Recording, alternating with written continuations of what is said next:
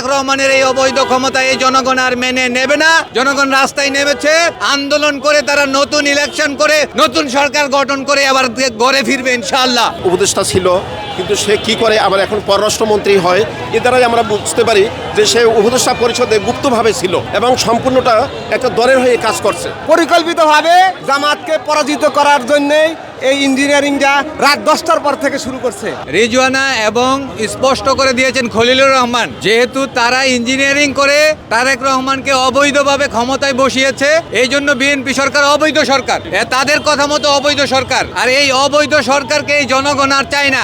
সত্য উদ্ঘাটন হয়ে গেছে, সারা বাংলাদেশের মানুষ, সারা পৃথিবী জেনে গেছে যে এই নির্বাচনটা একটা ইঞ্জিনিয়ারিং হয়ে গেছে এবং ইঞ্জিনিয়ারিং মাধ্যমেই তারা অন্যকে ক্ষমতায় দিছে। এদেশে ইসলামপন্থীদেরকে তারা উগ্রপন্থী হিসেবেই আখ্যায়িত করছে। এটা এদেশের জনগণের কাছে আমরা বিচার দিলাম। ভোট চুরি খলিলুর রহমান এবং তার অন্যান্য দল দালালেরা এই ভোট, আমাদের ভোট তারা নিয়েছে, সামান্য ভোট, আর আমাদের অসংখ্য ভোট তারা চুরি করে রাতের বেলায় ব্যালট ভোট চুরি করে চিল মারা হয়েছে।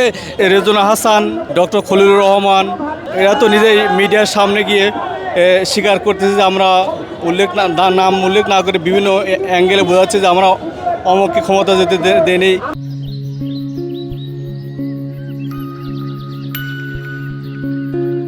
বাংলাদেশ জামাত ইসলামী সেক্রেটারি জেনারেল তিনি স্পষ্ট করে বলে দিয়েছেন, রেজাল্টকে তারা ফ্লুরিড দিয়ে মুছেছে, যেখানে 1000 ওখানে এটাকে 100 বানিয়েছে, যেখানে 2000 এটাকে 200 বানিয়েছে। এইভাবে করে বাংলাদেশ জামাত ইসলামীর ভোট তারা কমিয়েছে এবং বিএনপির ভোটকে বর্ধিত করে তারা রাতের আধারে কালো পন্থা অবলম্বন করে, অবৈধ পন্থা অবলম্বন করে রিজওয়ানা আজকে খলিলুর রহমানরা স্পষ্ট করে দিয়েছেন তারা কিভাবে ইঞ্জিনিয়ারিংটা করেছেন।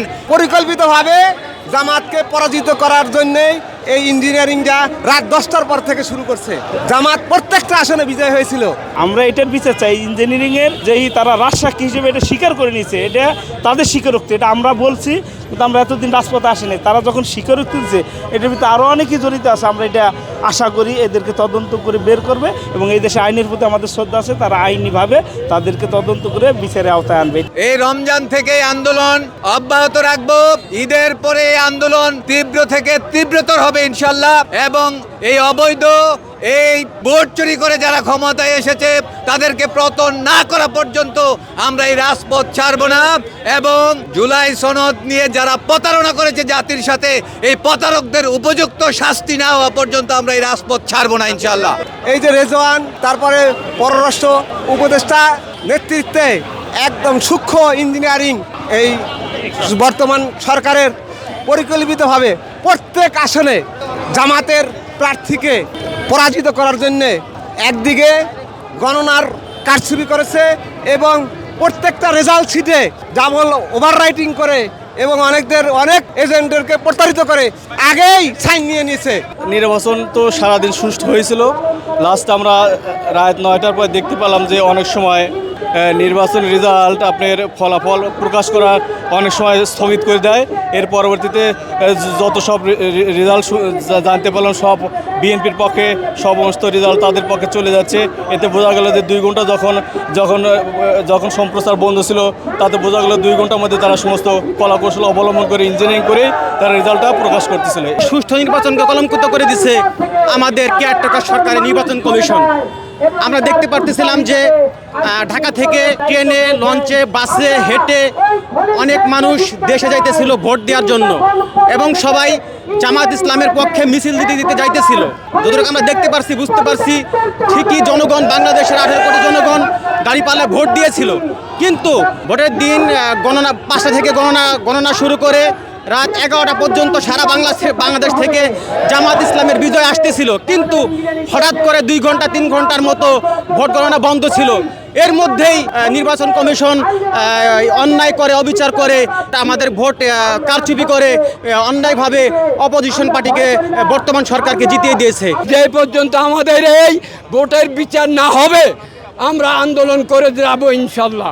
যে আমাদের জুলাই আন্দোলনের বাস্তবায়ন না হওয়া পর্যন্ত আমরা মাঠে ময়দানে রক্ত দিব, প্রয়োজনে আবার রক্ত দিব, তবু আমরা সবাইকে নিয়ে আন্দোলন করে যাব, আমাদের কাজ বাস্তবায়ন করব। আমরা ফলাফল মেনে নিতে বাধ্য হয়েছে। এই কারণে দেখলাম যে আমাদের 24শে গণঅভ্যুত্থানে বহু লোক হতাহত হয়েছে।